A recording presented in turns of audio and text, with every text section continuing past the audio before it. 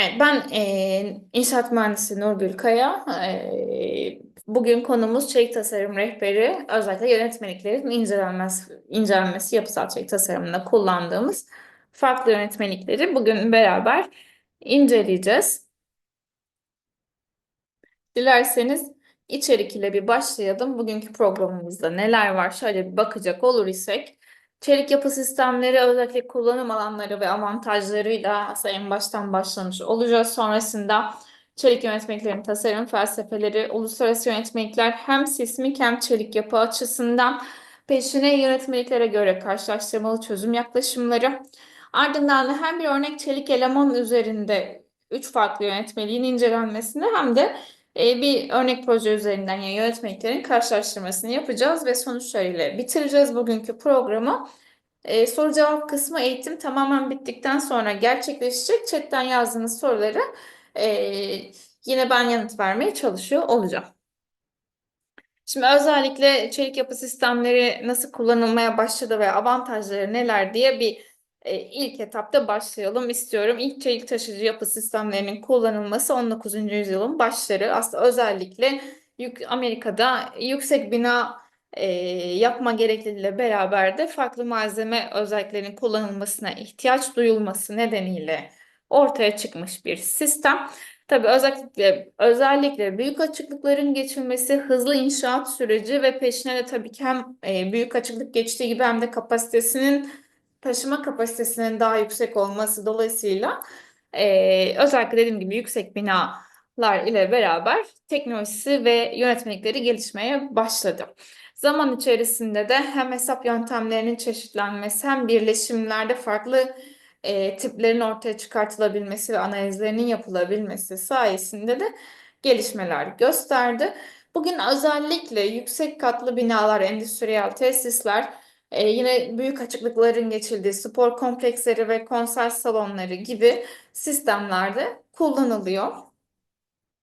Avantajları nedir? Şöyle bir bakacak olursak da iki farklı durum üzerinden aslında bir avantajlarını değerlendirmek lazım. Bir tanesi teknik üstünlükler.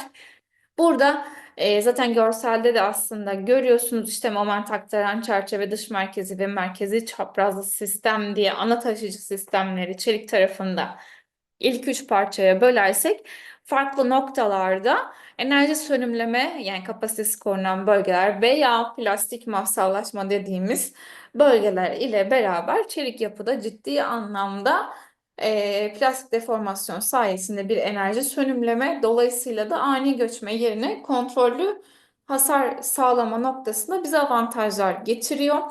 Burada tabii ki yönetmeliklerin kurallarını uygulamak gerekiyor ki şekil değiştirme yoluyla yeterli miktarda enerji sönümlenebilsin.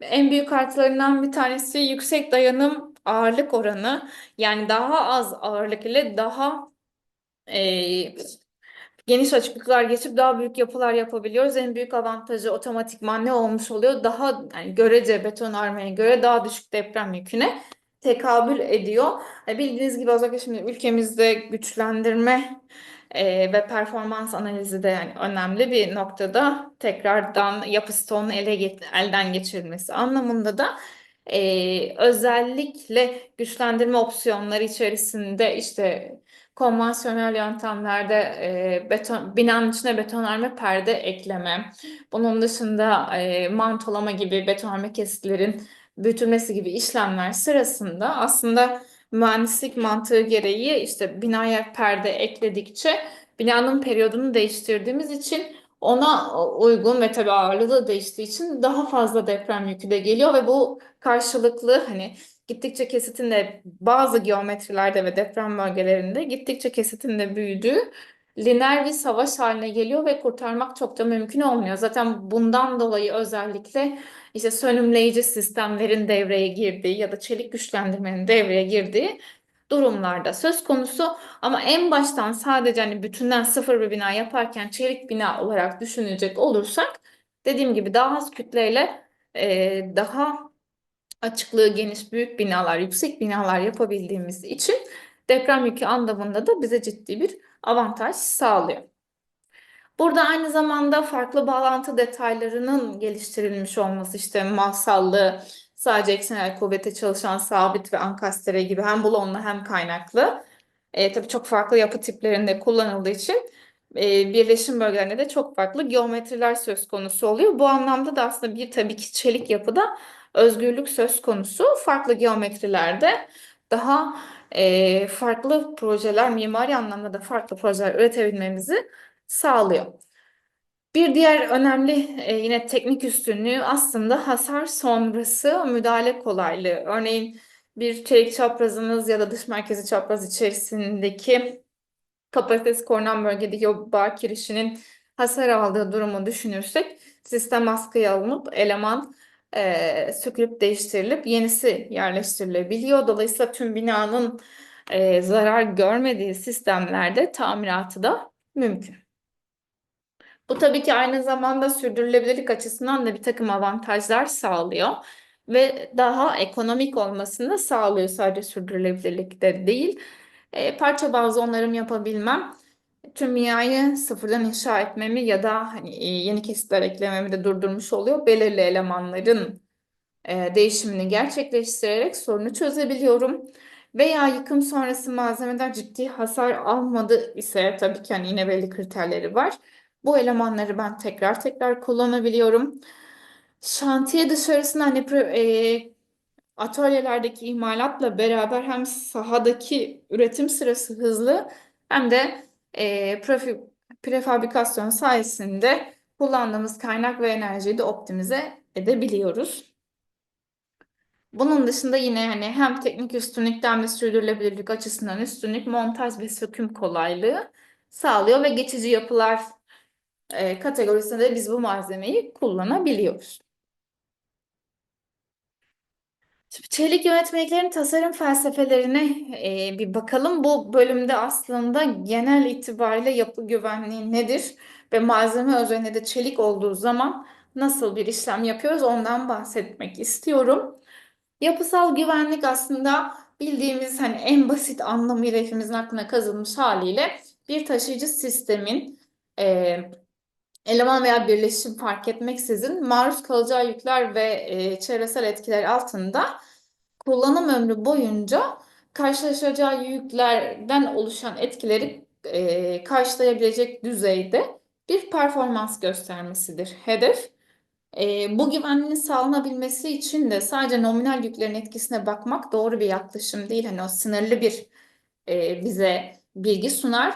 Dolayısıyla yapısal sistemlerin güvenilirliğini değerlendirmek için tüm sistemi bütüncül bir şekilde değerlendirmek gerekiyor. Bunun için ana maddelerimiz neler diye bakacak olursak da yük büyüklükleri, yük tipleri, yükleme kombinasyonları, malzeme özelliklerindeki değişkenlikler ve tabii ki yönetmeliklere giren analiz modellerinin ve varsayımlarının doğruluğu veya hangi kabul ile hangi işleme başladığınız bu kabullerin sınırları neler? İşte örnek veriyorum, lineer bir tasarım yaparken artık hani şekil değiştirmeye yönelik bir işleme gidemeyeceğimiz de aşikar, limitlerini bilip yapının geometrisi, malzemesi ya da yükleme durumu gereği eğer şekil değiştirme tasarımına yönlenmemiz gerekirse bunu bilip ona göre ön tasarım sonrası değişiklik yapmak gibi kriterlerimiz var. Bu belirsizlikler yapısal güvenliğin olasılık temelli bir yaklaşımla değerlendirilmesini doğal olarak gerektiriyor. Modern tasarım yönetmelikleri bu nedenle yük etkileri ve dayanım kapasiteleri arasında çeşitli varyasyonlara dikkate alarak bir güvenlik sağlıyor. Aslında bir istatistiksel temelli analiz demek, yönetmelik yazmak demek tamamen. Şimdi biraz onların detaylarına bakacağız. Burada ben neyi kastediyorum diye.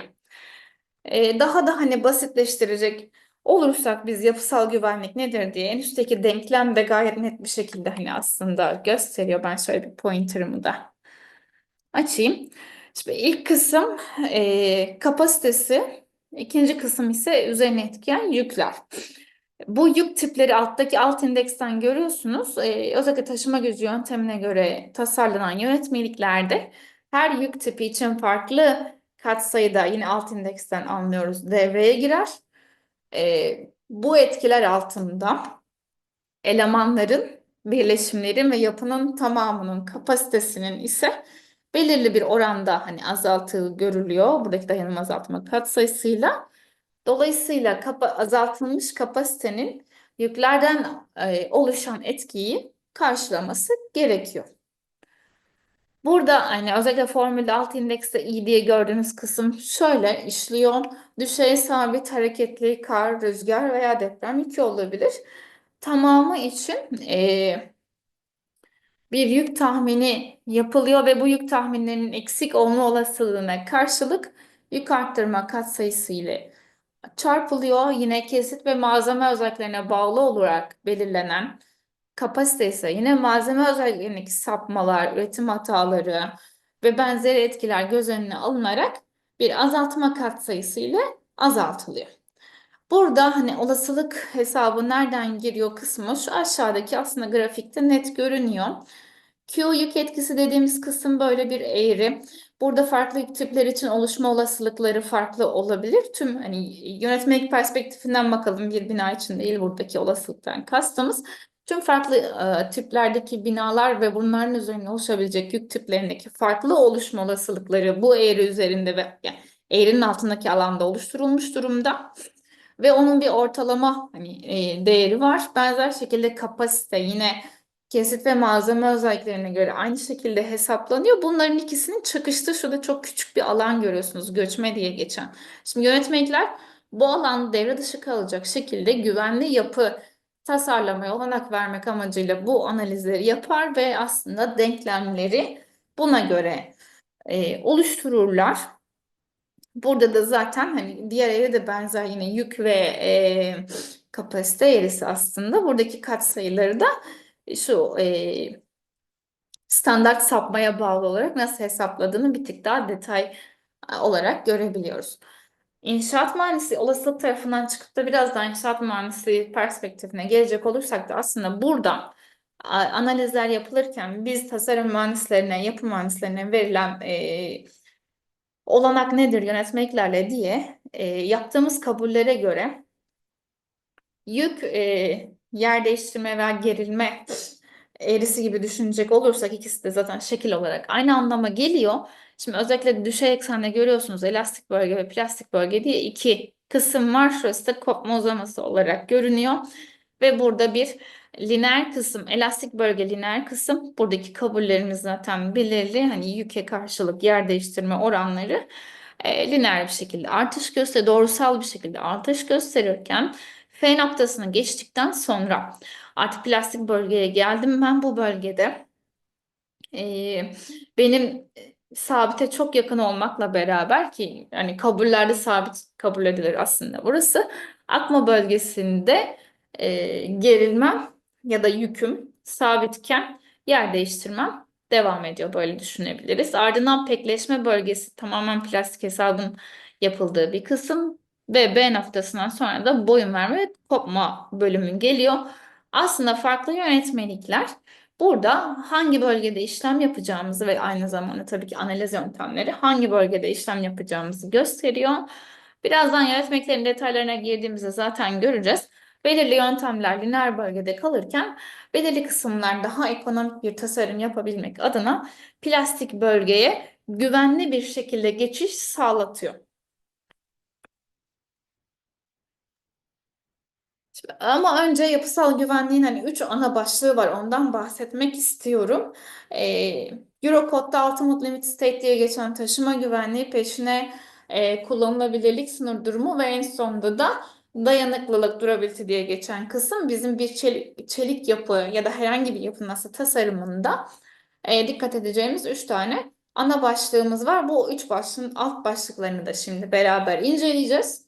Taşıma güvenliğiyle başlayacak olur isek. Asa yapının taşıma kapasitesini aşarak göçmeye uğramasını önlemek burada hedef.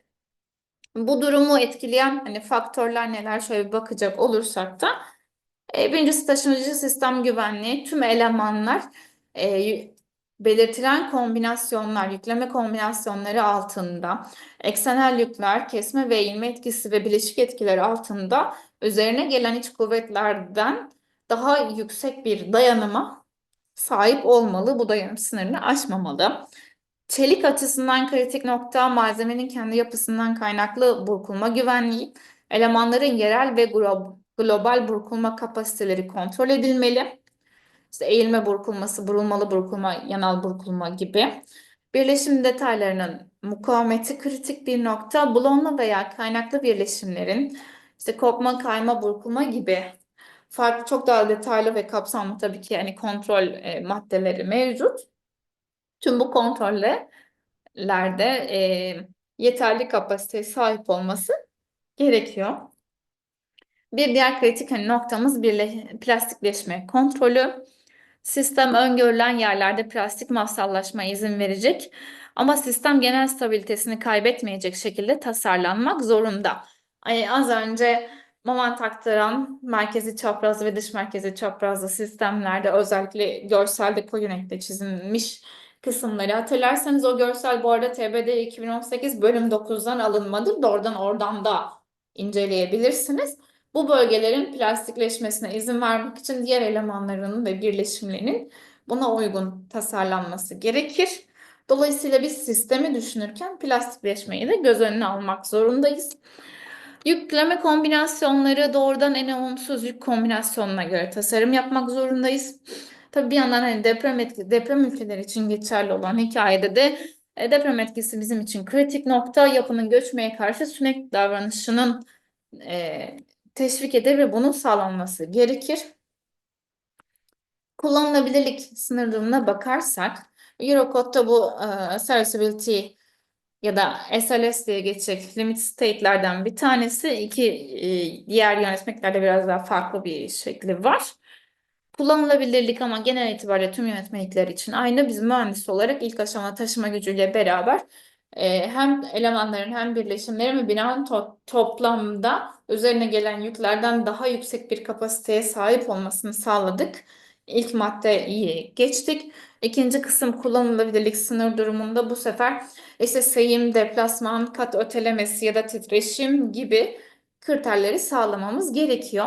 Yönetmelikten yönetmeliğe değişmekle beraber ana mantık da aslında seyim sınırları. Örneğin işte girişlere izin verilen maksimum seyim açıklığa, mesnet koşullarına ya da yük tipine göre değişkenlik tabii ki gösteriyor. Bununla beraber işte 1 bölü 200 ile 1 bölü 360 arası değişkenlik gösterebilir.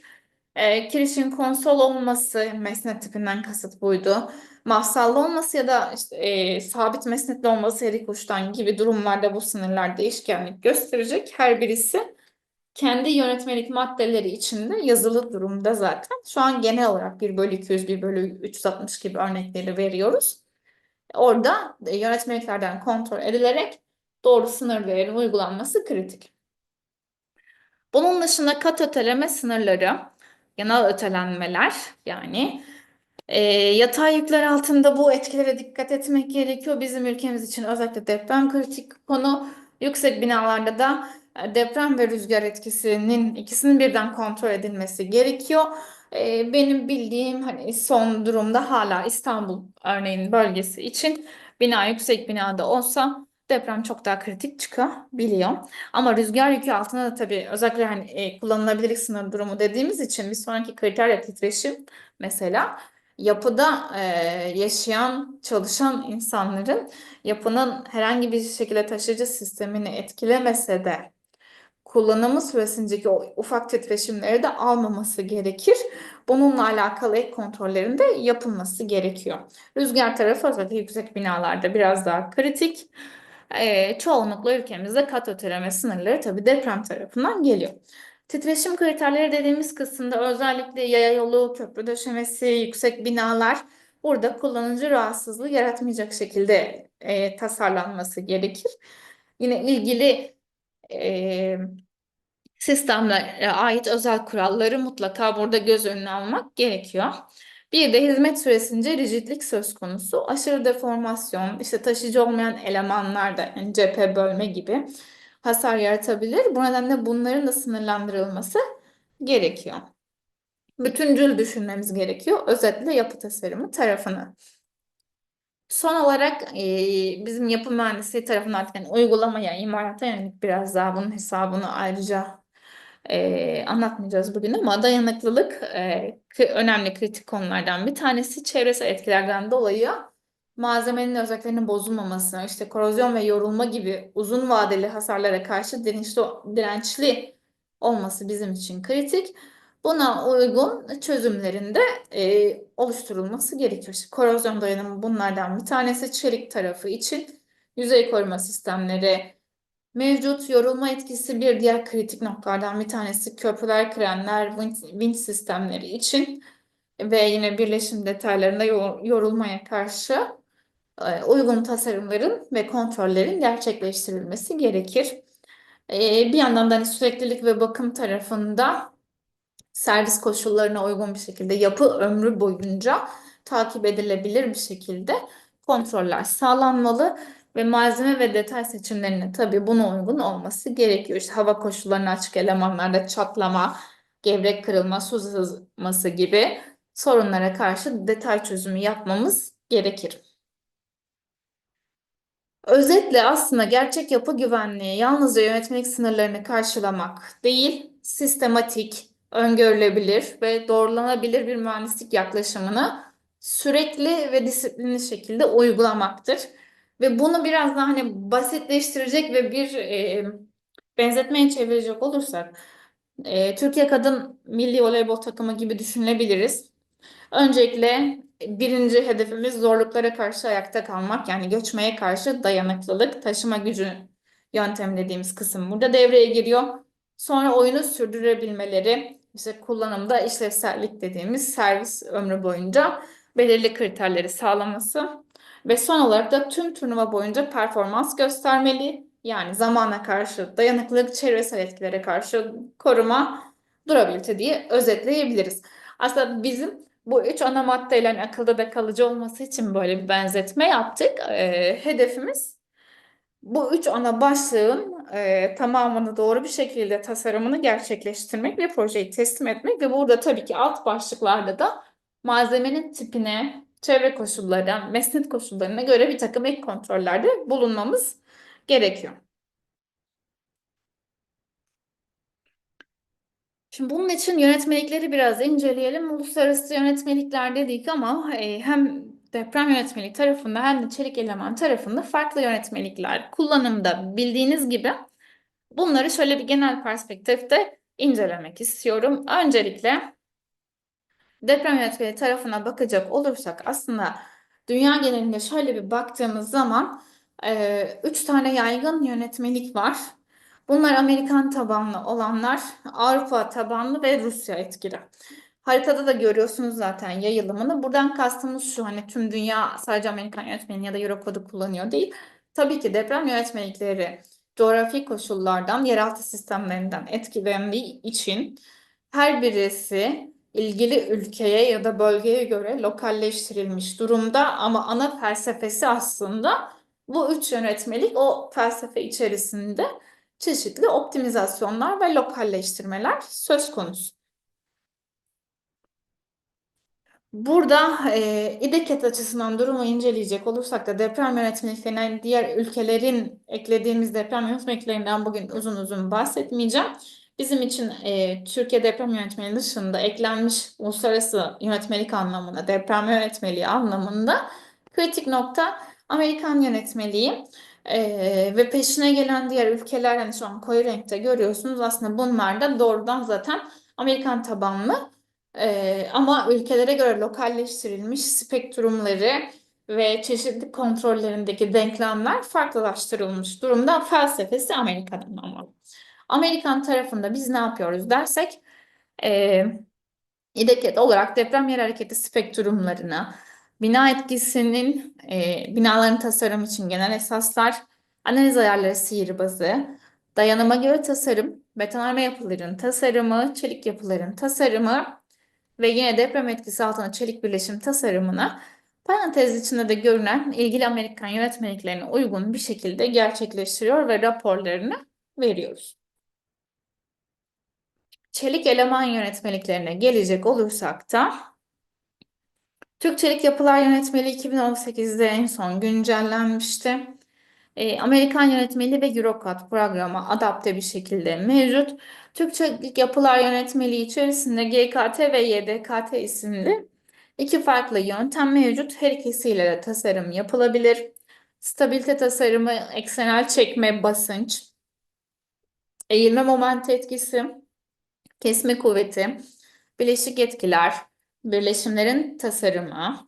Tabii burada birleşimleri hani parantez açmak da lazım. Program içerisinde bildiğiniz gibi iki ayrı kategoride birleşimler var. Bir grup tasarımı yapılan, diğer grup ise konstrüktif çizimler için kullanabildiğiniz birleşimler. Sonrasında soğuk hadde aşık tasarımı, bunların yanı sıra kompozit kiriş, petek kiriş, kompozit petek kiriş ve krenk kirişi tasarımları. Bunların her birinin Amerikan yönetmeliği tarafında da bu arada yönetmeliğe ek olarak çeşitli şartnameler için kendi özel şartnameleri de var, detayları var. Bunlara uygun bir şekilde tasarımları gerçekleştirilir ve raporlaması yapılabilir. Ve tabii ki kullanılabilirlik sınır durumuna program otomatik olarak bakıyor. Şimdi peşine gelen Amerikan yönetmeliğinde iki farklı yöntem var, ASD ve LRFD diye. Mesela bildiğiniz gibi zaten Türkçelik Yapılar Yönetmeliği Amerikan tabanlı. Özellikle birleşimlerin tasarımında ve bir iki sınır durumda katsayılarda ufak farklılıklar olmakla beraber felsefesi aynı ve genel konsepti aynıdır bu iki yönetmeliğin. Yöntemler için de aynı durum geçerli. GKT ile ASD, YDKT ile de LRFD aynı mantıkta ilerler. Amerikan yönetmeliğinde yine stabilite tasarımı, eksenel çekme, basınç, eğilme momenti, kesme kuvveti ve birleşik etkiler. Bunun dışında birleşim tasarımı, soğuk hadde aşık, kompozit kiriş, petek kiriş, kompozit petek kiriş ve krem kirişi şeklinde özel elemanların tasarımlarını yapabilir ve raporlarını alabilirsiniz. Ve tabii ki kullanılabilirlik sınır durumuna program kontrol eder ve raporlarını verir. Eurocode'a geldiğimizde ise Eurocode'un kendi felsefesi de bir tık daha farklı. Onun da birazdan üzerinden geçeceğiz. Program ne yapabiliyor diye şu an bakacak olursak Eurocode ile biz stabilite tasarımı, eksenel çekme, eksenel basınç, eğilme momenti, kesme kuvveti, bileşik etkiler ve kullanılabilirlik sınır durumuna bakıyoruz. Hani dikkat etmeniz gereken husus şu. Eurocode ile soğuk hadde aşık tasarımı, birleşim tasarımı ya da özelleşmiş eleman yani kompozit kiriş, petek kiriş, kompozit petek veya krem kirişi gibi elemanların tasarımlarını şu anda gerçekleştirmiyoruz. Ama standart bir çelik yapının hesabını yapabilirsiniz. Kullanılabilirlik sınır durumu dahil ve raporlarını elde edebilirsiniz. Şimdi bu yönetmeliklerin bir tasarım felsefelerine, detaylara bakalım. Aslında genel itibariyle yönetmeliklerin farklı adları da olsa ana felsefeleri ve dayandıkları mantalite benzer. Eski adıyla güvenlik gerilmeleri, güncel haliyle güvenli dayanım ile tasarım ve taşıma gücü ya da limit tasarım dediğimiz tasarım söz konusu. Yük ve güvenlik katsayıları tasarım, yani özeti bu. Güvenlik gerilmeleriyle tasarım dediğimiz kısım eski bir yöntem. Amerikan yönetmeliği 89 ve bizim eski çelik yapılar yönetmeliği TS 648'e tekabül eder. Denklemini zaten hani görüyorsunuz. Emniyet gerilmeleri üzerinden bir kontrol gerçekleştiriyor. Şimdi bu dayanıma geçmiş durumda güncel versiyonunda güvenli dayanım ile tasarım diyoruz. ASD ve GKT, yani Amerikan yönetmenindeki ASD ve Türk Çelik Yapılar yönetmenindeki GKT bu gruba giriyor.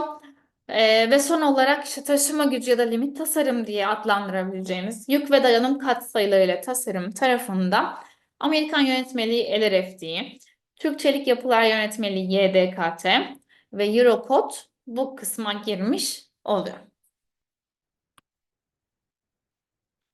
Şimdi yöntem detaylarına inceleyeceğiz biraz daha.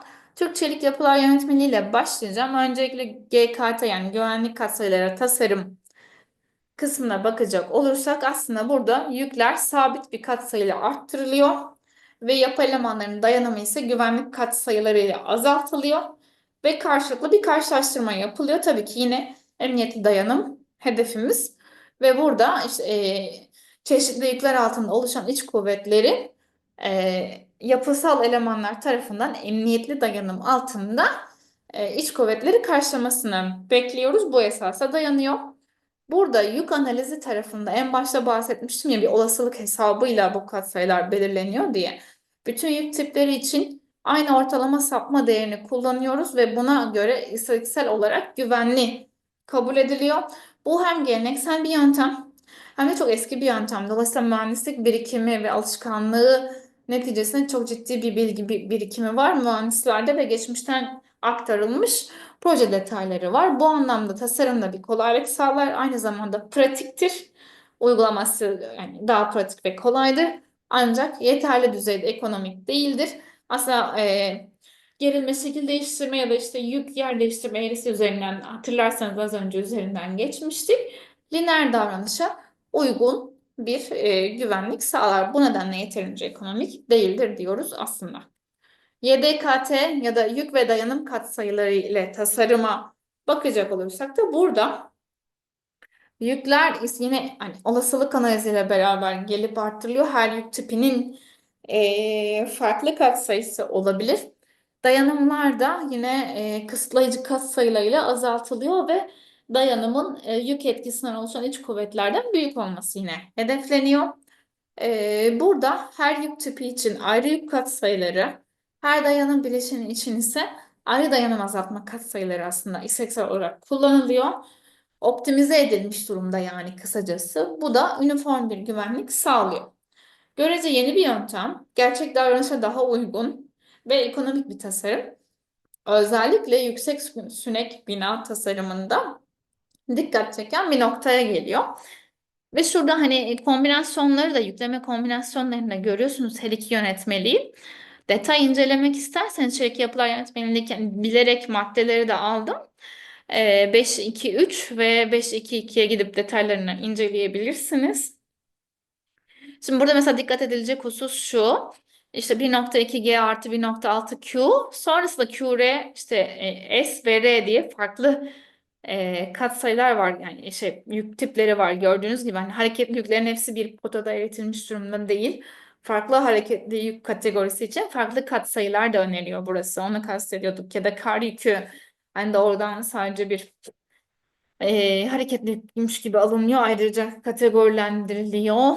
Aynı durum GKT'de de var ama burada katsayılar gördüğünüz gibi bir depremli ve rüzgarlı çeşitli kombinasyonlar zaten var. Farklı kombinasyonlar her iki yönetmenlik içinde ayrı ayrı istatistiksel çalışmayla oluşturulmuş durumda. Dediğim gibi GKT için aslında ortalama sapma değerini kullanırken YDKT'de çok daha detaylı ve optimize bir durum söz konusu. Ona göre katsayılar belirlenmiş durumda. Amerikan yönetmeliğine geçtiğimiz zaman demiştim ya AS'de GKT ile birebir hani aynı ufak birleşim tasarımında katsayılarda farklılık olabilir. LRF'de YDKT ile aynı. Bu nedenle hani uzun uzun anlatmayacağım. Mantaliteleri aynı. Zaten Türk Çelik Yapılar Yönetmeliği doğrudan Amerikan Çelik Yapılar Yönetmeliğini felsefe olarak almış ve lokalleştirmiş durumda. Burada yine kombinasyonları da görüyorsunuz. Kombinasyonlara ait tablolar Amerikan Deprem Yönetmeliğinden, deprem ve yük yönetmeliğinden alınmış durumda. Burada yine hani benzer katsayıları göreceksiniz zaten. Aynı mantık devam eder. Q yerine hani hareketli yükler için Q yerine burada L ibaresi kullanılıyor. İşte parantez içinde LR diye ayırdıkları kısım çeşitli hareketli yükler için farklı kombinasyon kullanabilir. Kar yükü ve bu şekilde rüzgar yükü gibi devam ediyor. Bir de Eurocode'a bakalım. Eurocode ikisinden de bir tık daha farklı bir yerde. Ana felsefesi ile aynı taşıma gücü yöntemine uygun bir tasarım aslında burada gerçekleştiriyoruz. Yine yapıya etken yüklerin yapının dayanımını aşmaması hedefimiz. Burada yine farklı yük tipleri için farklı oluşma olasılıkları ve farklı derecede değişkenliği olduğunu kabul ediliyor. Bir varyans analizi yapıyor. Dolayısıyla yüklerin beklenen değerin üzerinde oluşma durumları ve olasılıklarının da farklı olabileceğini kabul ettiği için yükleme kombinasyonlarında ona göre farklı önerileri var. Göçme bölgesine düşmesine izin vermemek için binaen. Avrupa Birliği ülkelerinde ve pek çok uluslararası projede çelik yapı tasarımında kullanılabilen bir şartname. Şimdi bunun kombinasyonlarına baktığımızda mesela bir öncekine geri dönelim. Dikkat ederseniz LRF'de 1.4 sabit yük vardı, 1.6 hareketli yük vardı. Burada sabit yükü 1.35 ile, hareketli yüklü 1.5'la, işte rüzgarı 1.5'la gibi farklı alternatifler söz konusu. Kombinasyon mantığı bir tık daha farklı. Burada dikkat edilecek husus Bu kombinasyonlar deprem etkilerinden de etkilendiği için deprem yönetmeliklerinin de bu kombinasyonlar üzerinde bir hani katkısı var. Dolayısıyla örnek veriyorum, Türkiye'de yaptığınız tasarımını gerçekleştirdiğiniz bir çelik yapıda Eurocode kullandığınızda tabii ki Türkiye deprem yönetmeliğine ait kombinasyonların kontrolleri geçiliyor. Bir ikili birleştirme aslında söz konusu oluyor. Tek başına eleman yönetmeliği gibi düşünmemek gerekiyor. Bu yönetmelikleri detay detay karşılaştıracak olursak neler var diye bir tablo üzerinden. Tasarım yaklaşımı olarak değerlendirecek olursak ASD ve GKT aslında dediğim gibi geleneksel bir yöntem ve gerilme esaslı. Bugün güvenli dayanım diyoruz ama geçmiş gerilme esaslı, deterministik. LRFT ve YDKT taşıma gücü esaslı, olasılık temelli ve yük ve dayanım faktörlerinden etkileniyor. Eurocode ise yine taşıma gücü esaslı, biraz LRFT ve YDKT'den farklı olarak limit durum yaklaşımı kullanıyor. Burada kastettiğim işte Ultimate Limit State, Serviceability Limit State ve bunların altlarındaki yine alt kontrollerde de çeşitli limit durumlar söz konusu. Güvenlik katsayıları olarak baktığımızda emniyet katsayısı işte malzeme dayanımına uyguluyoruz ASD ve GKT'de. LRFT ve YDKT'de hem yük hem dayanım için katsayılar var. Eurocode'da da hem yük hem malzeme için ayrı katsayılar söz konusu. Yükleme kombinasyonları ASD ve GKT'de ortalama sapmadan etkileniyordu ve servis yükleri doğrudan kullanılıyor. LRFT ve YDKT'de bir varyans analizi söz konusu. Yük tiplerine göre değişken faktörlerle yükler arttırılıyor. Yine Eurocode'da olasılık ve varyans analizi söz konusu. ULS ve SLS olmak üzere iki ayrı limit state içinde ayrı yükleme kombinasyonları altında durumlar, kontroller gerçekleştiriliyor. Bu üç yönetmeliği birbirinden aslında hani net ayıran en önemli kıstaslardan bir tanesine geldik. Kesit sınıflandırması. Bildiğiniz gibi ASD, GKT, işte LFT ve YDKT'de ya da doğrudan genelleyecek olursak Amerikan yönetmeliği ve Türk Çelik yönetmeliğinde kesit sınıflandırması diye bir başlık yok. Doğrudan bu şekilde ayrılmıyorlar. Ancak çelik yapının kendi ve çelik elemanların kendi doğasından kaynaklı olarak burkulmaya karşı zayıf oldukları için burada bir detay var. Lokal burkulma kontrolüne göre Amerikan yönetmeliği ve Türk Çelik Yapılar yönetmeliğinde tekrarlayayım hani onu lokal burkulma kontrolüne göre kompakt olmayan ve narin olmak üzere 3 enkesit grubumuz var. Bunların kontrolleri gerçekleştiriliyor ve sonrasında kapasite hesabında bu üç duruma göre tabii denklemler değişkenlik gösteriyor. Eurocode'a geldiğimizde ise birden 4'e kadar 4 farklı kesit sınıflandırması var. Bunlara ait kapasite hesaplarında yine eğrilerle ve çeşitli grafiklerle beraber denklemlerde detaylandırma var.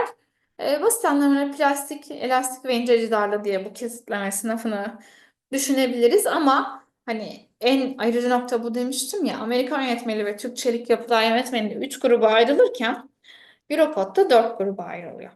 Bu tabii ki tasarımda kapasiteyi oldukça etkileyen bir faktör.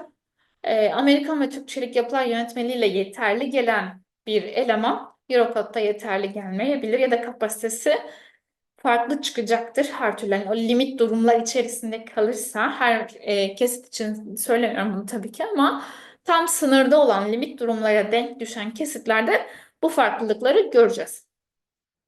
Şimdi çekme, basınç ve eğilme elemanlarının hani detay burada tasarım formüllerine girmeyeceğim ama basit anlamıyla hani AST, GKT lineer bölgede kalırken LRFT, YDKT ve Eurocode biraz daha göçme modu, göçme katsayıları üzerinden hesap yapar.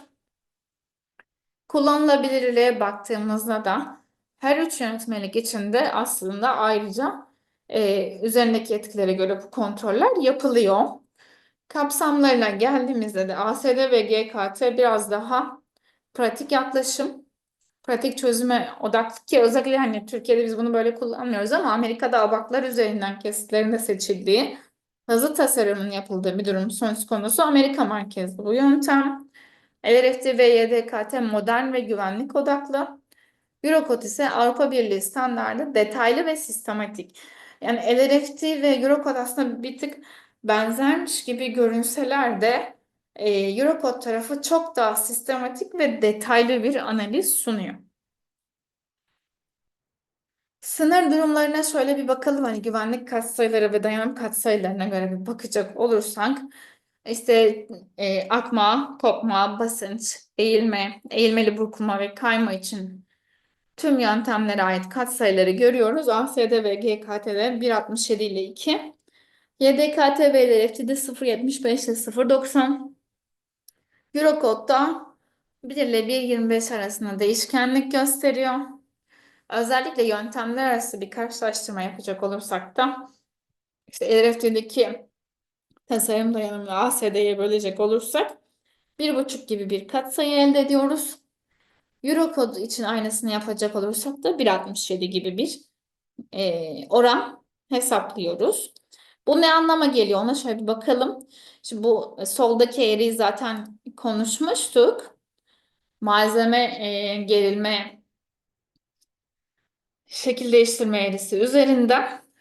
Şimdi tekrar şu renkli özellikle çizdik ki görebilelim diye. Mavi ile görünen kısım nominal, yani herhangi bir ek güvenlik katsayısı olmadan RN dediğimiz kısım. Sonra LRFT, YDKT geliyor. Yani gördüğünüz gibi aslında LRT, YDKT yöntemleri malzemenin pekleşme bölgesi içerisinde bir tasarım yaptırıyor. Bize aynı durum aslında Eurocode için de geçerli. Benzer mantıkta pekleşme bölgesi içerisinde bize bir tasarım yaptırıyor. ASD ve GKT ise lineer bölgede, yani elastik bölgede kalıyor. Şimdi bu aslında yönetmelik sınır durumları ve genel felsefesinin bir karşılaştırmasıydı. Burada birazdan detaylarına gireceğiz. Her kontrol için bu durum geçerli olmayacak. Geçerli olmayacaktan kastımız, evet, pekleşme bölgesini LRFT, YDKT ve Eurocode kullanıyor. Burada ama özellikle çeşitli durumlarda, örneğin eksenel basınç etkisi altında ya da sürekli düzeyi yüksek durumlarda yönetmelikler bu sınırlarda farklı emniyet payları alabiliyor. Onun da birazdan üzerinden geçeceğiz. Genel yaklaşım ama bu eğri şeklinde. Hızlıca özetleyecek olursak bu tarafı çözüm yaklaşımları olarak LRFT ve YDKT yük tahmini ve güvenlik katsayılarının belirlenmesinde daha hassasiyetli bir olasılık hesabı yapar. Daha gerçekçi yükleme kombinasyonları ASD ve GKT'ye göre söz konusu. Elastik ve plastik tasarım arasındaki fark nedeniyle LRFT ve YDKT'de daha ekonomik bir tasarım gerçekleştiriyoruz. Ve aynı zamanda LRFT ve YDKT yük tahmini için çalışmaları da hani daha yeni zaten, görece ve gelişime de açık hala çalışmalar da devam ediyor bu anlamda. E, Eurocode tarafına bakacak olursak da hem Eurocode hem LRFT ve YDKT taşıma gücü ilkesine uygun tasarım yapıyor. Eurocode çok daha detaylı kesit sınıflandırma ve yük arttırma katsayıları ve güvenlik katsayıları kullanıyor. Dolayısıyla gerçeğe, hani bu taraf için gerçeğe daha yakın bir tasarım, aralıkları daha az ve çok daha detaylı bir analiz yapıyor. Tabii ki bazı durumlarda hani bu her zaman en ekonomik olacağı anlamına gelmiyor bu arada, veya en pratik olacağı anlamına gelmiyor. Çok daha kapsamlı ve detaylı bir aralıklandırması söz konusu. Eurocode tasarım prosedürü gereği diğer yönetmeliklere göre daha karmaşık görünür. Mühendislerin daha az inisiyatif almasını sağlar. Ama ileride YDK'de daha pratik çözüme yakın. ASD ve GKT tarafına bakacak olursak da bu iki yöntemde 100 yılı geçkin bir süredir kullanılıyor. Dolayısıyla mühendislerce çok iyi biliniyor. Bunun üzerine hem bilgi hem de çok çeşitli proje, farklı geometrilerde proje birikimi söz konusu. Burada belirsizlikleri emniyetli tarafta karşılayarak yapısal davranış aslında güvenli sınırları içinde tutuluyor. Ve güvenli bir tasarım gerçekleştirilmiş oluyor. Dediğim gibi en pratiklerinden bir tanesi bu yöntem. Şimdi örnek bir çelik eleman üzerinden yönetmeliklerin incelemesini yapacağız. Sonra da bir proje üzerinden yapacağız. Çelik eleman, bir tane çelik eleman olduğu için hani farklılıklarını size göstermek istiyorum. Bu ve içerik yapılar yönetmeliği örnek projelerden alınmış bir örnek soru diyelim. Biz burada aslında kolonun tasarımını gerçekleştireceğiz. Kolon alt ucu ankastre, üst ucu ise mafsallı. Üzerinde de 80 kilonewton bölü metrelik bir yayılı yük var. Bağlı olduğu kirişleri ve noktasal olarak da tam kolonun üst ucunda 800 kilonewtonluk bir noktasal yük var. Şimdi öncelikle Eurocode ile başlayacağım. Burada eksenel, kolonun üzerindeki eksenel kuvveti belirleyerek hani bir başlayalım istiyorum. Bir ön tasarım yapacağız. 1376 kilonewtonluk bir eksenel kuvvet var. Ön tasarımda da hatırlarsanız S355'lik bir tasarım yapmamızı istemiştim bizden. Buna göre malzeme dayanımı seçildi. Alanı bulmak. Hedefim işte 38,76 santimetre kareden büyük bir alana ihtiyacım vardı. Önce hep 240 seçtim. Şimdi yönetmeliklere göre tasarımına bir bakalım. Alt ucu ankastre, üst ucu mafsallıydı. Dolayısıyla mesnet koşuluna, burkulma tarafı için mesnet koşuluna bakacak olursam X ve XY eksenlerinde 0,7.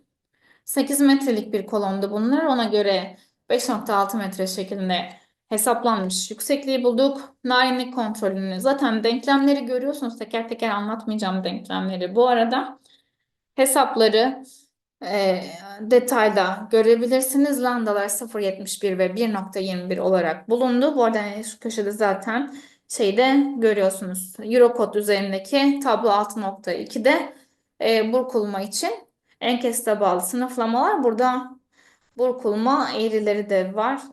Onlara uygun şimdi okumaları da gerçekleştireceğiz. Şimdi kapak katsayısının belirlenmesi için h bölü b'den baktık. Y için eğri b olarak bulundu. Z için, z ekseni içinde c olarak bulundu. C ekseni daha eğrisi daha kritik bir eğri olduğu için onun üzerinden gideceğim. Teta'nın hesabı 1,48 olarak, kapanın hesabı da 0. Z ekseni için 0,43 olarak elle tespit edildi. Tabii ben burada noktadan sonra birinci hane ya da ikinci hane bırakıyorum. Çok hassas değil. Belirli bir limitte hesap yapıldı. Ve günün sonunda Eurocode'a bağlı olarak eksenel kapasitesini ben bu elemanın 1618,1 kilonewton olarak hesapladım. Aynı işlemleri LRF'de, YDKT, AS'de de GKT ile aynı olduğu için Amerikan yönetmeliği üzerinden gideceğim. Yine benzer şekilde hani zaten kırmızıyla işaretlenmiş yerleri görüyorsunuz. Enkesitlerin kontrolü gerekiyor basınç altında. Burada kullanmam gereken formüller 0,56 karekök içinde E bölü F'ye ve 1,49 E bölü F'ye şeklinde zaten görünüyor. Genel burkulma kontrollerini gerçekleştirdim. Kompakt çıktı kesitim. Sonrasında yine her iki yön için mesnet koşulum 0,7 idi. O tabii değişmedi. Yönetmekten yönetmeliğe değişmiyor. İlgili denklemler için yerlerine yerleştirdim. Lambda kritiği bulmaktı hedefim. Lambda kritiği buldum. Hesapladığımız lambda değerinden küçük çıktı. Şimdi iki farklı denklem söz konusu. Gördüğünüz gibi hani A ve B diye görünüyor. KL bölü R'nin küçük eşit olması, yani lambdadan küçük eşit olması durumunda kullanılan denklem hemen E3,2. Büyük olur ise E3,3'ü kullanmam gerekiyordu. Benimki dikkat ederseniz şuradan küçük eşit çıktı. Yani E3,2'yi kullanacağız. Buna göre hesap yaptığımız zaman ise LRFT ve YDKT için 0,9'du dayanım azaltma katsayım. ASD için 1,67 idi. Bulduğum kapasite aynı kesit kullandığım için her ikisinde de aynı. Sadece azaltma oranım değişti. LRFT için 1843,605 kilonewton, ASD için 1226,62 kilonewton olarak bu elemanların kapasitelerini belirledim. Şimdi zaten buradan da fark ediyorsunuz, kapasiteden de doğrudan hesapladığım kapasitelerde LRFT daha avantajlı kalır. Peki bu yükleme kombinasyonlarıyla birleştirildiğinde ne olacak? Şimdi sadece eleman bakıyorum ve sadece sabit yük altında bakıyorum. Dikkat ederseniz büyük bir projeyle burası aynı sonucu vermeyecek. O yüzden de normal bir projede, büyük bir projede bakacağız. Tek eleman üzerinde baktığım ve sadece sabit yüküm olduğu için yani yanal etkiler yok, deprem, rüzgar gibi ya da hareketli yükler yok şu anda. Yükleme kombinasyonlarını düşündüğüm anda Eurocode'da hatırlarsanız G katsayısı yani sabit yükler 1,35'te arttırılıyordu. LRF'de ve YDKT'de 1,4 ile ASD ve GKT'de 1. Dolayısıyla ben hem Eurocode'da hem LRF'de üzerine gelen etkiyi de arttırdım. Kapasiteyi de belirli oranlarda düşürmüştüm. Aslında kapasiteler ASD'den daha yüksek çıkmıştı. Dikkat ederseniz ASD'nin kapasitesi 1226'larda, LRF'de 1843, Eurocode ise 1618. Yani aslında en iyi kapasiteyi veren LRF'deyim. Bir altında Eurocode var, en altta da en kötü kapasiteyi veren ASD veya GKT dediğimiz yöntem. Ama tabii üzerindeki etkilere bakacak olursak da işte 1,4, 1,35 gibi katsayılarla arttırıldığında son durum şuna evriliyor. Eurocode'da PMM oranın bu kolon için 1,15 yetersiz oldu. LRFT için 1,04 yine yetersiz oldu ama sınırdan yetersiz oldu. ASD için 1,12 yine yetersiz. Yani hem yükleme kombinasyonları hem dayanım azaltma katsayılarını aldığımızda e, düz mantıkla LRFT'nin sonucu verir derken işte sabit yükler altında eksenel basınç da söz konusu. Burada sadece eksenel basınç kontrolü aslında yapmış olduk. Dolayısıyla bir anda şu devreye girdi. Evet, hala en iyi sonucu LRFT veriyor. Peşine ama Eurocode değil ASD geliyor. Çok yakın bir sınırla sonrasında Eurocode değişkenlik gösteriyor. Bu her eleman ve her kontrol altında böyle olmayacak. Şimdi bu yetersizdi. Bir de yeter hale gelmesi için ben hep 240 yerine hep 260'a geçtim. Yine S355 malzeme. Bu durumda da yine çok yakın bir şekilde Eurocode 0,93'te, ASD 0,94'te, LRFT 0,88'de yeterli geldi. Arada bu şekilde sadece sabit yük olarak bakarsak nüans farklılıkları var. Bunu program arayüzünden de inceleyecek olursak hani özellikle eklemek istedim. ASD'de gördüğünüz burada hep 240, burada da hep 260'ı görüyorsunuz oranları ve kombinasyonlarıyla. Bildiğiniz gibi program zaten hani tüm enkesti özelliği, malzeme özelliği, üzerindeki iç kuvvetler ve e, eksenel kuvvet ve iki eksenli eğilme altında sonuçları detaylı bir şekilde verir. Elle hesapladığımız değerleri programda yakın değerler olarak burada görmekteyiz. Tabii program çok daha detaylı, hassas bir hesap yapıyor. Katsayılar o yüzden burada biraz daha üç haneli ve detay görüyorsunuz. Şimdi de örnek bir proje üzerinden inceleyelim. Burada örnek projenin detayını göreceğiz.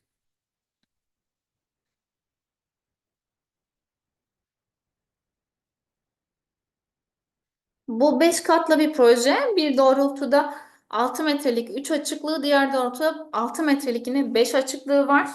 Toplamda 2700 metrekarelik bir oturum alanı var. Her iki yönde de moment aktaran çerçeve ve süreklilik düzeyi yüksek olarak seçildi ki burada özellikle yönetmelik farklılıklarını gösterebilelim. Ve bir yandan da Türkiye deprem yönetmeliğini net bir şekilde anlatabilmek adına özellikle süreklilik düzeyi yüksek seçiminde moment aktaran çerçeve seçimleri gerçekleştirildi ve kirişlerin yanal tutulluk kontrolleri var burada bildiğiniz gibi.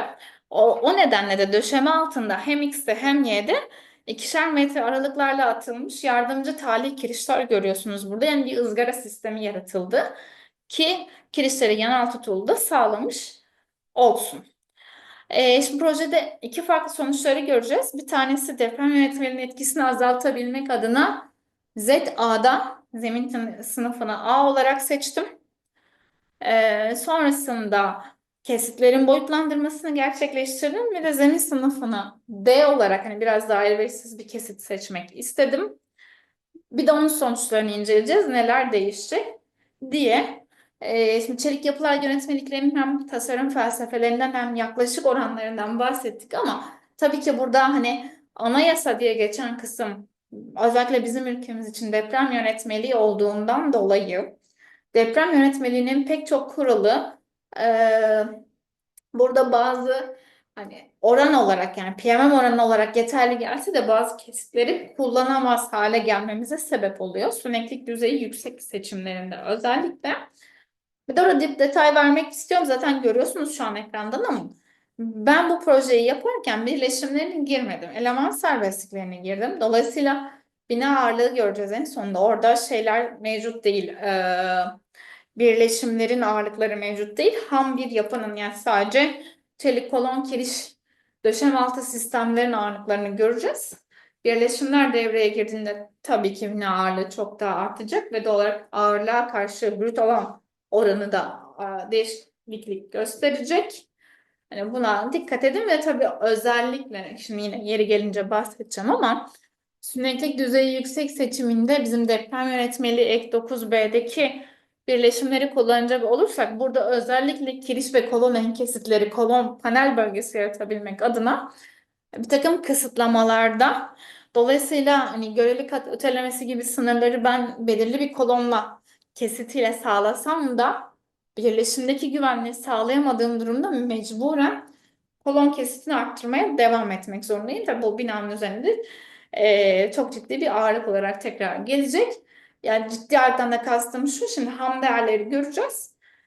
Üç tane çelik yapı tasarım yönetmeliğini inceledik ama özellikle zemin sınıfı kötü bir e, alanda proje tasarımı yapıyorken bu üst yönetmeliğin tasarım farklılıkları o kadar büyük gözümüze görünmeyecek. Çünkü deprem yönetmeliği burayı domine ettiği için hangi yönetmeliği, hangi yöntemi seçersem seçeyim zaten özellikle kolon tarafında kesit büyütmek zorunda kalacağım.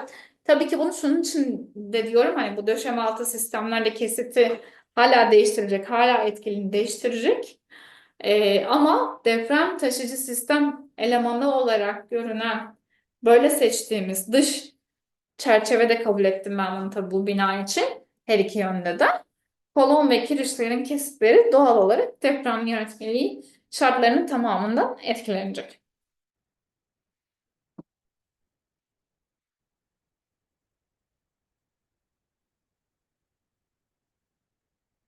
Şimdi bu bahsettiğim yapının bir analizlerine gelelim. Ekranda artık düzgün görünüyor diye düşünüyorum. Şimdi öncelikle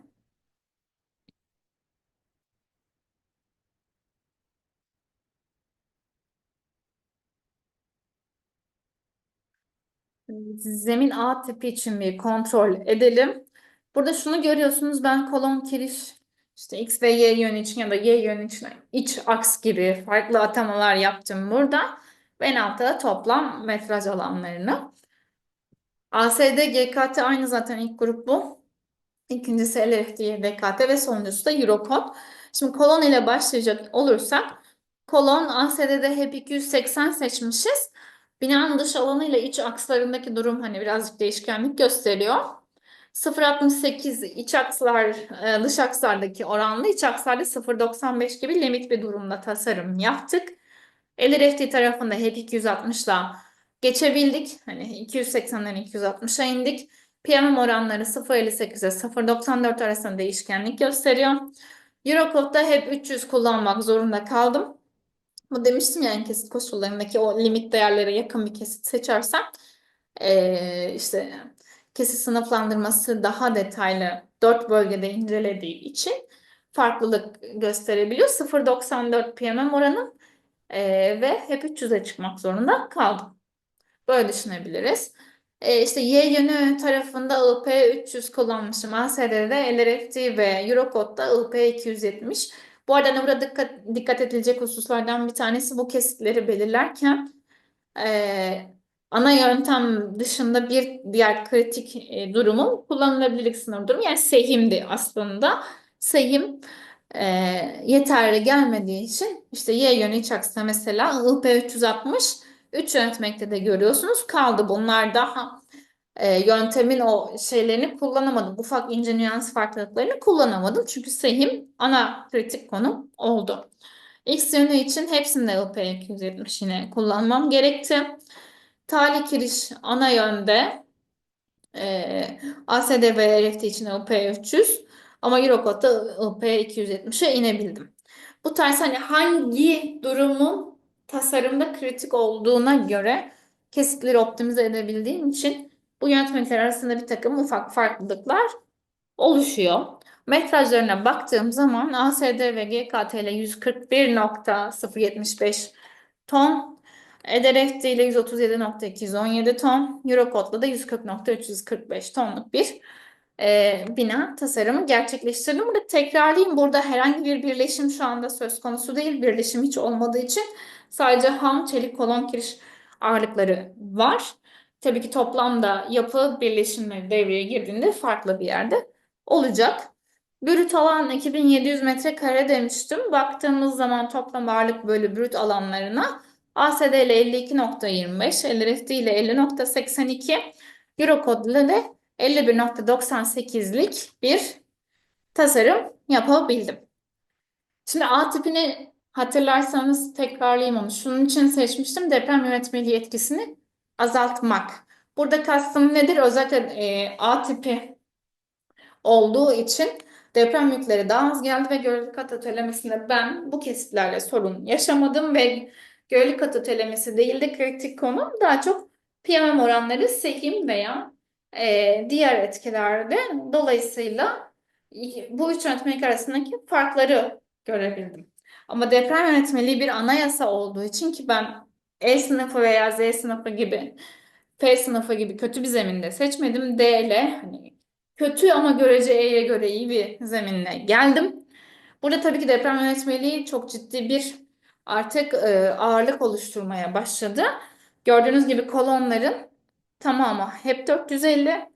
Artık çelik eleman tasarım yönetmeliğinden bağımsız göreli kat ötelemelerini deprem yönetmeliği sınır değerine getirebilmek, yeterli hale getirebilmek için 3 yöntemde de hep 450'yi kullanmak zorunda kaldım. Farklılıklar biraz daha iç döşeme altı sistemlerde çıktı tabii. İşte kirişiye yönü için ASD'de IP360, LRFT ve Eurocode'da IP300. Y yönü çok sıkıntılıydı demiştim seyim sınırlarından dolayı. Mesela bu tarafta da yine gölge kat ötelemesi artı seyim etkiliydi. ASD'de IP400, LRFT'de IP360, Eurocode'da IP360 şekline geçebildik.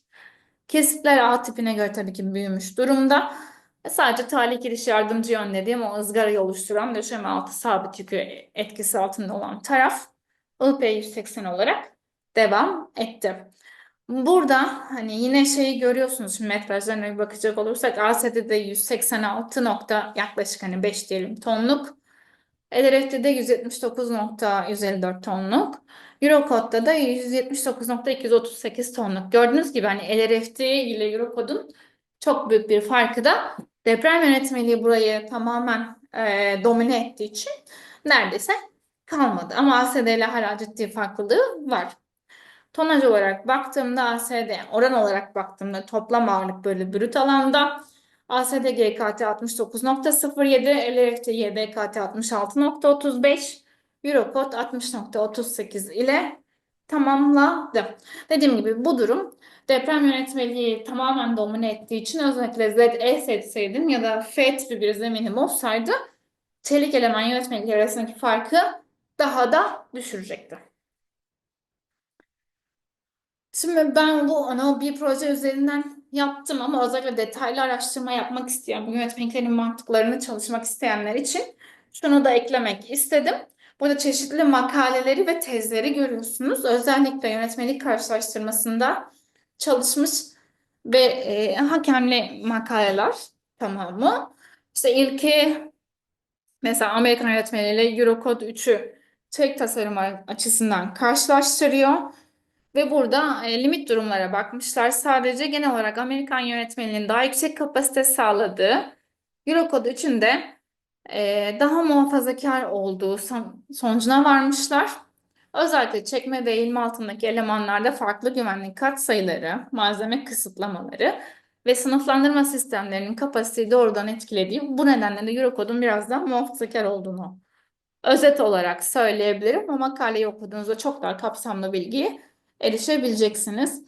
Benzer bir çalışma ODTÜ Üniversitesi'nde Serkan Şahin yüksek lisans tezi yine Amerikan yönetmeliği ve Eurokod 3'ü kesit sınıflandırması, eğilme kapasitesi, burkulma dayanımı ve özellikle birleşim bağlantı detaylarındaki farklarla ilgili de incelemiş. Burada özellikle ince cidarlı I kesitlerde Eurocod'un da katı sınırlara sahip olduğunu, Amerikan yönetmeninde daha yüksek dayanım verdiğini gözlemlemişler. Aynı zamanda birleşimler açısından biz yani İDEKET'teki prototipte birleşimlere şu an bakmadık. Sonuçlara bakmıştım hatırlarsanız. Amerikan yönetmeliğinin delik etkilerini daha esnek yorumladığı, bu nedenle de tasarımda daha ekonomik sonuçlar verdiğini ifade etmiş. Yine benzer bir çalışma Amerikan LRFT ile Rus SNP yönetmeliği arasında LRFT'nin daha yüksek kapasite verdiğini çekme elemanlarında söylüyor. Rus yönetmeliğinin ise basınç elemanları. Yani bizde zaten şu an Rus yönetmeliği yok ama genel itibariyle burada Eurocode 3'te devrede bir inceleyebilirsiniz. Genel itibariyle yönetmelikler arasında genel kapasite farkının %5 ile 15 arasında değişkenlik gösterdiğini söylüyorlar. Bir diğer çalışmada da işte moment aktaran çelik bağlantılarda Amerikan Eurocode arasındaki farklı rigidlik ve dayanım sınırları vurgulanmış. Bunları merak edenler detaylı bir şekilde inceleyebilir. Bu nedenle hem adı hem makale yılı hem de indirebileceğiniz linkleri burada ekledim. Şimdi sonuç olarak en son detayları özetleyecek olursak yapı mühendisliği pratiğinde Amerikan tabanlı Eurocode ve Türk Çelik Yapılar Yönetmeliğine benzer yönetmelikleri kullanıyoruz. Burada bu üç yönetmelik de aslında benzer güvenlik seviyesini hedeflese de farklı yükleme kombinasyonları, güvenlik katsayıları ve sınır durumları ile stabilite kontrol yaklaşımı nedeniyle tasarım çıktılarında farklılıklar var. Burada hani yük ve dayanım katsayıları açısından bu farklılıklara bakacak olursak Amerikan yönetmeliği ile Eurocode farklı güvenlik katsayıları kullanıyor ve yarı olasılıksal tasarımlar esas alınıyor. Stabilite ve burkulma tarafında Eurocode özellikle eksenel kuvvet altındaki elemanlar için detaylı sınıflandırma ve burkulma katsayısını ile daha muhafazakar bir sonuç veriyor. Dikkat ederseniz kolonda daha muhafazakar bir sonuç almıştık gerçekten. Amerikan yönetmeliği direkt analiz metodu kullandığı için rigidlik kaybını daha doğrudan modelliyor. Eurocode çok daha kapsamlı bir enkesit sınıflamasına sahip. Amerikan yönetmeliği 3 parçada inceliyor. Uluslararası karşılaştırmalı makalelerden de bakacak olursak genel itibariyle bina ağırlığı farkları genelde %2 ile %20 arasında değişken. Amerikan LRFT yöntemi özellikle rigid çerçeve sistemlerde %5 ile 15 arasında daha ekonomik kesit seçtirebilir. Eurocode 3 sünek tasarımlarda bağlantı rigidliği gerektiren sistemlerde yüksek burkulma riski olan elemanlarda daha büyük ve güvenli kesitler önererek muhafazakar kalma eğiliminde. Deprem mühendisliği açısından bakacak olursak, yüksek süneklik düzeyi gerektiren yapılarda yönetmelikler arası fark daha belirgin. Sismik yükler altındaki moment aktaran çerçeve sistemlerinde Eurocode 8 ve işte ES 341 gibi farklı bağlantı ve detay kurallarının olduğu yönetmeliklerin kullanılması gerekiyor. Burada bağlantılar için farklı kapsamlar söz konusu, ayrıca incelenmesi gerekir. İkinci mertebe etkilerde de genel ötelenme ve sünek davranış modeli yönetmelikler arasında farklılık gösteriyor. Ve son olarak yönetmelikler yapısal güvenliği sağlama konusunda eşdeğer amaca sahip olsalar da her biri bunu farklı yöntemlerle gerçekleştiriyor. Dolayısıyla biz mühendisler olarak hem ekonomiklik hem de güvenli yapı tasarımı açısından bu yönetmelikleri şöyle değerlendirmeliyiz. Yapının yer aldığı ülkenin hukuki gerekliliği, projenin sünek davranış düzeyi, yapısal sistemin tipi, işte çerçeve, kafes, rigid gibi, deprem bölgesi ve yanal etkiler. Son olarak şundan bahsetmek istiyorum. Biz İDEKET olarak bildiğiniz gibi telefon ve internet üzerinde teknik destek, ücretsiz eğitim ve webinar hizmetleri sunuyoruz. Yine online ve kapsamlı yardım mailimiz ve kullanım kılavuzumuz var. Forumdan da bize ulaşabilirsiniz, forum sitemizden de. Beni dinlediğiniz için teşekkür ederim.